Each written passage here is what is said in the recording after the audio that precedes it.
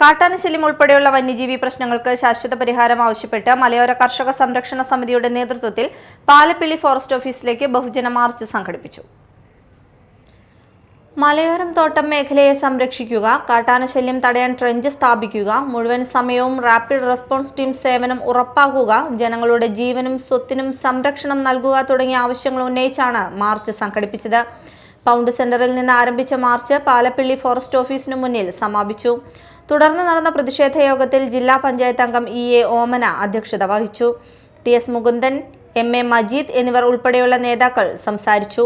വന്യജീവി ആക്രമണങ്ങളിൽ നിന്ന് ജനങ്ങളെ സംരക്ഷിക്കാൻ അടിയന്തര നടപടികൾ സ്വീകരിക്കണമെന്ന് നേതാക്കൾ ആവശ്യപ്പെട്ടു.